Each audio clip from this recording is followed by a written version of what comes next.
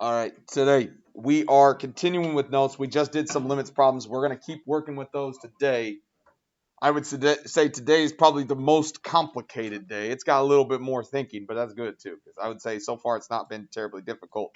Now we're going to kind of throw a couple different things together. This is the hardest type of limit questions we'll get. If h is a piecewise linear function, such that the limit as x approaches 3 does not exist. So we're saying the limit at 3 is not supposed to exist. Which of the following could be a representation of h? All right, so based off the idea that if we find the limit as x approaches 3, the limit does not exist, which one could be h? Show me with your fingers. A, B, C, D, E. What you got? Or A, B, C, D. We got some 1s. We got some 3s. We got some 4s. Let's figure out which one we think it is. So some of you said 1. The limit's not going to exist. If we are looking on this one, it's algebraic. How do we find a limit if we are given an equation? Plug it in. We're finding the limit at 3. So which equation do I need to plug 3 in here to find the limit at 3? Both, because it's happening at the break line. You've got to find the limit as x approaches 3 from the left and the limit as x approaches 3 from the right. How could we tell on this function if it's not going to have a limit, if it's going to be D and E? What would be true about these two things? They're not equal. So that's what we're trying to find. All right, so let's plug in. So 12 minus 3, that would be 9. 4 times 3 minus 3, that would be 9. Those two are equal. Does it have a limit? Yeah, the limit is 9. So number 1 has a limit, which means it is not the correct equation because we said it's supposed to not exist. So it's not 1. Okay, so nah. Let's go to my next one. Number 2, we're finding the limit at 3. We're looking at a table. What do I want to do at a table? What am I looking for with the numbers? We're approaching the same number. Do I care what happens at 3 if I'm finding the limit at 3? Nope. We don't care what's happening at 3 as I go from this side and this side. Am I approaching the same number? Yeah, they're both -1. I don't care what happens at 3. That doesn't matter. So it's not going to be B because the limit exists. What would the limit be for this one? -1 because I'm approaching -1 from both sides. So it's not D either. Must be C. Hopefully that's the right answer. Let's see. C. What am I looking for on this graph to figure out if the limit does not exist? Approaching the same number. Here's 3. Am I approaching the same number? Nah, it's D and E. Make sense on what we're doing there? That's what we've done so far. We found limits graphically, tabularly, and algebraically. Okay, today we're going to do conceptual. We're going to kind of put those ideas together and see what you got with it. Today, again, we are finding limits conceptually a little bit more. We are doing operations, limit operations and composition. So we're going to take multiple functions and add them together and find the limits, or multiply them, or divide them, or whatever. Compositions, remember, is like f of g of x. We love compositions when it comes to calculus. Okay, so just be ready for those. You got to get used to them because we're going to do them quite a bit. But those are the two things we're going to do today. Each of them have some rules that seem different, but when you think about them, they make a lot of sense. Okay, at first glance, we're going to do some problems today, and you'll be like, that's weird. But if you think your way through it and work your way through it, you'll do pretty well. To try to help you out, I just put some things here, but on Schwann Academy, I've already linked them. These QR codes go to Khan Academy problems that look like what we're doing today. Okay, you hold your phone over top of it, it'll take you right to it, but it's just some extra practice. If we get done today and you're like, hey, I'm still not quite getting it, that will give you some extra practice as we do it. We've got some different limit rules up here. You can read through them. That's great. Let's just put them into practice. Okay. The table above gives selected values of f and g. What is the limit as x approaches 5 of f of -x plus 3 of g of x? Without me telling you anything, talk with your neighbor and try to figure it out. See what you get. Go. Again, I asked you to just do it without me telling you anything. So if you made a mistake, great. That's why I teach you stuff. Okay. But up here, we've got a couple rules that we're going to bring out. A constant multiple rule, which just says this. If you're multiplying by a constant, when you find the limit of it, just take the limit times the constant. Okay. That's going to apply right here where I've got this 3 added on. The other thing we can do is the sum and difference rule. The sum and difference rule says this, that if you're taking the limit of two things being added, just find the two limits and add them together. All right, so that's what we're going to do here. If I want to find the limit as x approaches 5, you are finding the limit as x approaches 5 of this guy. And then we're going to add to that the limit as x approaches 5 of this guy. And if you want, using the constant multiple rule, it just means, hey, I'm going to take whatever this answer is and multiply it by 3. That 3 is just going to be times that limit. All right, don't overthink it. It says negative x. So what do I do if I'm doing direct substitution? I just take this 5, I plug it in. So I'm finding the limit as f approaches what value? Negative 5, because I'm plugging a 5 in, and then it says, oh, it's a negative x. So what is the limit as x approaches negative 5? Oh, cool, it's 4. Plus, I had that 3 right there, so it's just 3 times whatever the limit as x approaches 5g is. Well, as we approach 5, it's 5. 3 times 5 is 15. Plus 4, 19, done. Don't overthink it, okay? Use the rules that you would normally use, and it would allow us to get the answer there. Try it again here. The table to the right here gives selected values of f, g, and h. Find that limit. Talk to each other. See what you got. Again, when we're looking at this problem, we're finding limits. Before we can do direct substitution, but this is a little bit different because it's giving me limits and values that are not the same. And we want to look at limits. If we're doing a limit problem, we want to know the limit, not the value. Okay, I want to find the limit, so I'm using those things right there. So let's set it up. Limit as x approaches 3 of h of x. Well, h of x is right here. It's 2. And it's times 2 times the limit of f of x. Well, the limit of f of x is also 2. Plus 3, g of x. G of x, limit is 8. 2 times 2 is 4, plus 24 times 2. 4 plus 24 is 28. 2 times 28. I'm really good at math, I swear. 56. Good on that one. It looks kind of weird, but if you think we right through it, it should make a little more sense. All right. We're going to get to some graphs, and this is where I think it becomes a little bit difficult. All right. We are going to do operations on functions. So we're going to add and subtract, multiply them. Okay. And we'll eventually get to composition as well. The one thing you want to be on the lookout for during these problems, if you are finding a limit of multiple functions, okay, if you're finding a limit of multiple functions and you get D and E, you want to double check yourself because more often than not, they try to trick you by making you think that they're D and E and they're not. If you are getting D and E, then go back and examine the limit from both sides individually. If both sides are equal, then the limit exists. All right, and it'll make sense here in a second. So if you get D and E today, just be real careful and think, can I look at that a different way to help me out? All right, we're finding the limit as x approaches negative 2 of f of x plus h of x. So we can do our normal rules here. Let's look at my table. I'm finding the limit as x approaches negative 2 of this table right here. What would the limit as x approaches negative 2 be? It's 3. This guy right here is 3. Plus h of x, the limit as we approach h of x at negative 2. Here's negative 2. What's the limit right there on h of x? Negative 1. So 3 plus negative 1. What do you think the limit is if one of them is 3 and the other one's negative 1? It's 2. You take the 2, you add them together, boom, done. Make sense? Sometimes they're just super easy. That one's super easy. Don't let that be harder than what it is. This next one, does yours say a different number than 1? Yeah. Oh, yeah. What is yours? Okay, good. All right, so the limit as x approaches 4. I changed the problem. Limit as x approaches 4. Try that with your neighbor, see if you can get an answer. All right, we're finding the limit as we approach 4 of 3 times h of x. So if it's times 3, great. We're just going to h of x. We're going to 4. What's my limit going to be here at 4? It's 6. I'm approaching only from one side. That's fine. It's at the end, and you could tell that that graph's going to continue. Minus 2 times f of x. We're doing f of x at the same spot. My limit is going to be 2. 3 times 6 is 18. Minus 4. My answer is 14.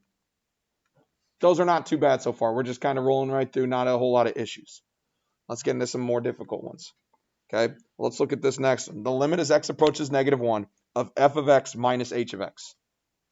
So let's look at negative 1. I'm finding this limit as we approach negative 1 on this graph right here. What would you say is going to be true about the limit right there at negative 1? It does not exist. Everybody agree? As I go from the left and the right-hand side, I'm approaching two different numbers.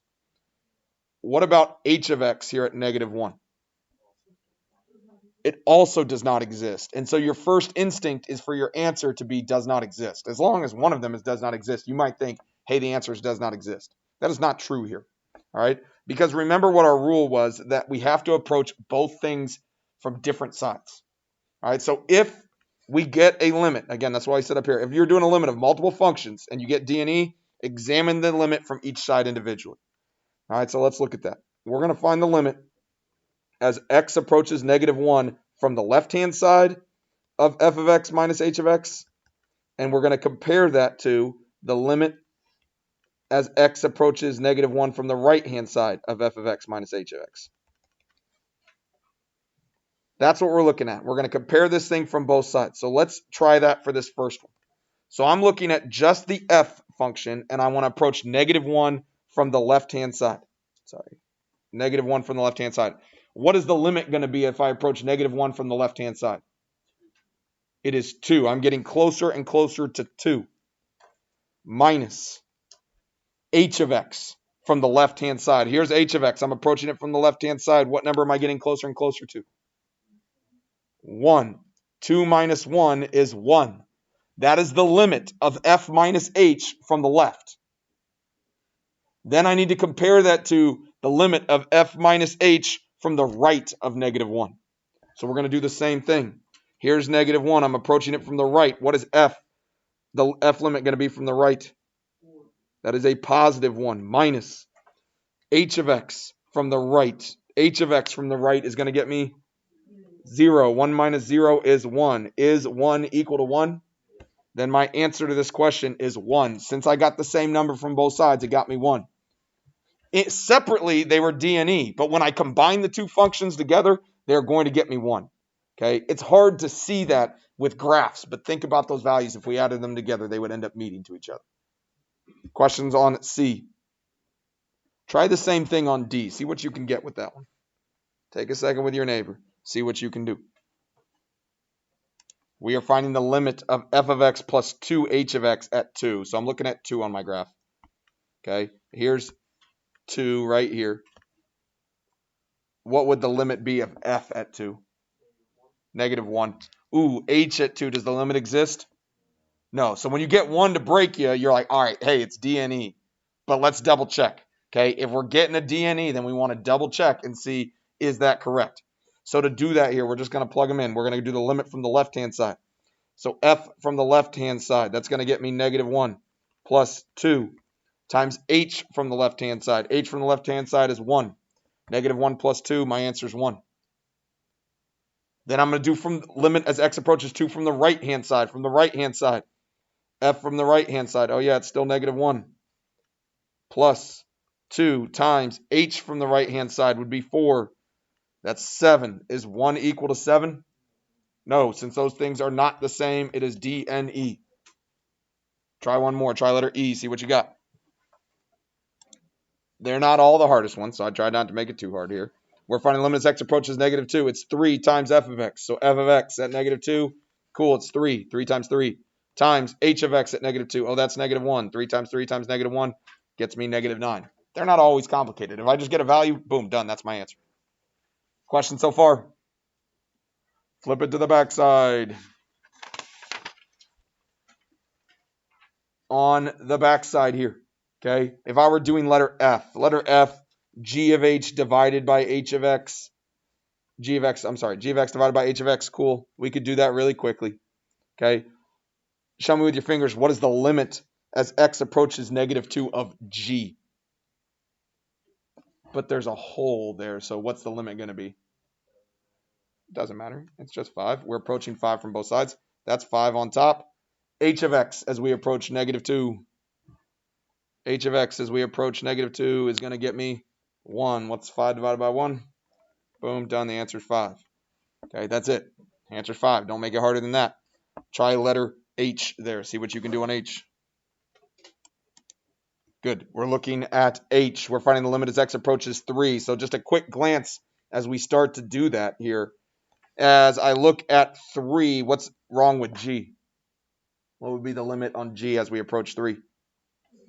Doesn't exist. And on H, it doesn't exist either. So at first glance, you're going to want to say, hey, it doesn't exist. But if you're getting D and E, we want to take a second here and say, all right, what about the limit as x approaches 3 from the left and the limit as x approaches 3 from the right? And I want to see, are those two things equal to each other? Okay, so if I look at H just from the left, H just from the left is getting closer and closer to 5. G just from the left is getting closer and closer to 1. So I get 5. Then if I do it just from the right, I'm getting 1 times. Just from the right, I'm getting 5. 1 times 5 is 5. Boom, I got the same number on both sides, so that's going to be my limit. Just pay attention. Be careful with going left and to the right. We good so far? Now let's get into some function composition. This is the one that always involves a little bit of thinking, okay? But just remember that all about limits are what are you approaching, okay? What number are you approaching? That is the key to success here. We're finding the limit as x approaches -2 of g of f of x. So the first thing we're going to do is look at this problem. Where do you start on a function composition? The inside. So we are really doing this problem. We are finding the limit as x approaches -2 of f of x. That's what we're really doing here. We're finding the limit as x approaches -2. We start on the inside. Let's go to f of x. We're finding the limit as x approaches -2. What number are we getting closer and closer to as we find the limit as x approaches -2? 2. Everybody agree with me on that?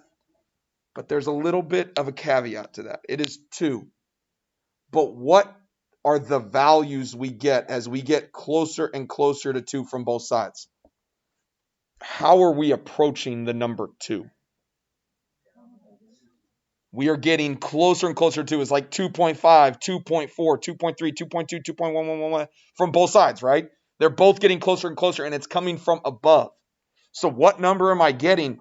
I'm getting closer and closer to 2, but from above 2, from both sides. Since it's coming down in a V, since I'm coming down to right here from the top of it, I'm approaching 2 from above, or in other words, from the right, from the positive side of 2.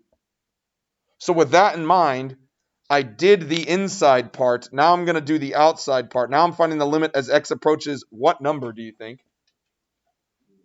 2, but how am I going to approach it? From the right. The reason I'm approaching from the right is because I only approached from above. Okay? If I would have approached it from both sides, then it would just be the limit as x approaches 2.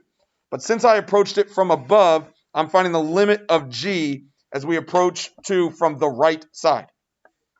So as I approach g, here's 2. At first glance, you might have said it was D and E. But as I approach it from the right side only, what number am I getting closer and closer to? The answer to that problem is 3.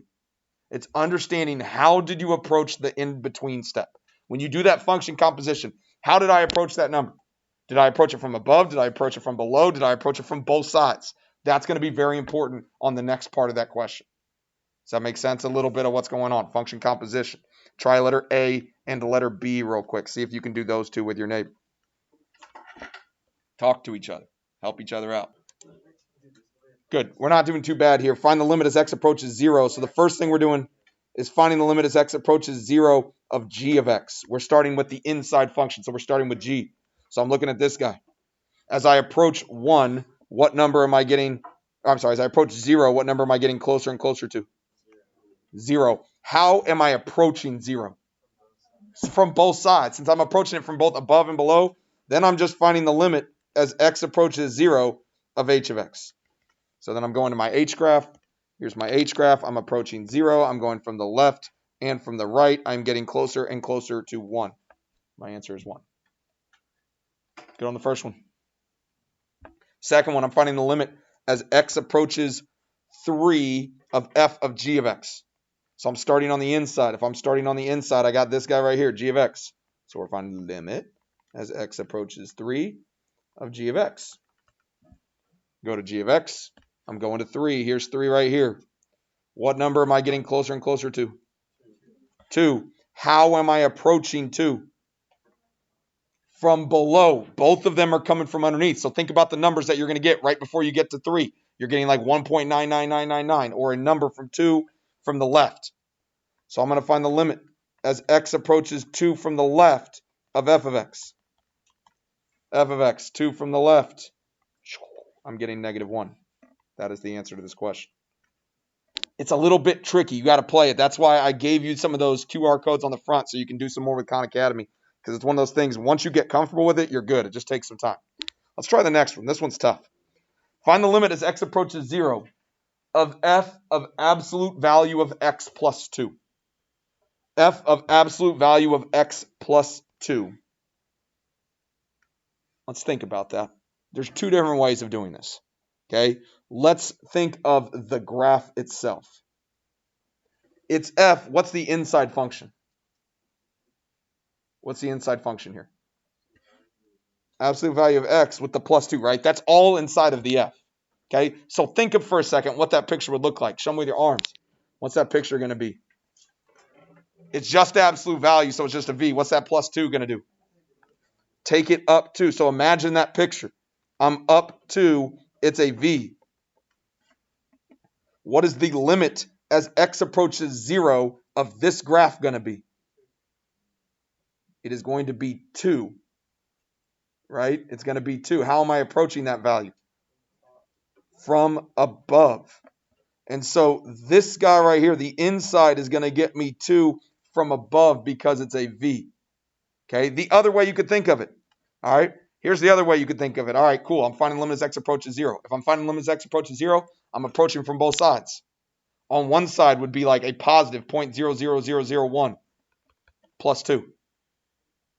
Absolute value. The other one would be a negative 0.000001 plus 2. Both of these numbers would be like 2 and some change. Or in other words, both of them would be coming from the right side of 2. That's a little bit tricky. I think the picture is helpful as you do that. But the inside function got me 2 from the right. So then I'm going to find the limit as x approaches 2 from the right of f of x. Show me with your fingers. What is the limit as x approaches 2 from the right of f of x going to get me? It is 3. Try the next one. See what you can do on D without me telling you. All right, let's look. At first glance, when I do this problem, I want to just do it normal, because if I can just do it normal and get an answer, that's my answer. All right, g of x. If I look at this problem, limit as x approaches 0 of g of x. All right, cool. That would be 0. Times f of x plus 2. What's that plus 2? Just think of it this way. If I plug 0 in, it's really finding the limit as f approaches what number? 2, because it's 0 plus 2. Oh no. So that right there is d and e. So 0 times d and e, that would be d and e. But that sets an alarm off in my brain. If I got d and e, don't forget, if you're taking two different functions and you're working with them together, the best way to then approach it would be saying, all right, let's find that limit from both sides. Find that limit as x approaches 0 from the left and x approaches 0 from the right. We're doing g of x from the left. G of x from the left is 0 times f of 2 from the left, basically. I should write that correctly. But 2 from the left of f, that would be -1. 0 times -1 is 0. Then we do it from the right side to see if they're equal. From the right side of g. All right, cool. That would be 0. The right side of f, that would be 3. But 0 times 3 is 0. 0 equal to 0? Yeah. So that is my answer.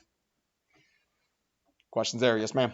Did you just do the 12 by 0 and right 0? Absolutely. You don't have to always show all that work. Most of the time, I have not seen this question be anything but a multiple choice question. So I'm perfectly fine if you can use your brain and figure that out.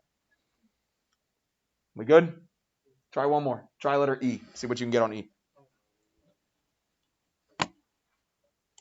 We're finding the limit as x approaches 2 of this guy.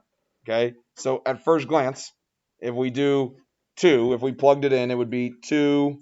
I'm using a white pen. That doesn't help me a whole lot. 2 minus, the limit as f approaches 2. This is the inside function. So let's do that. As we approach 2 right here, it would be d and e. So at first glance, you'd be like, hey, it doesn't exist.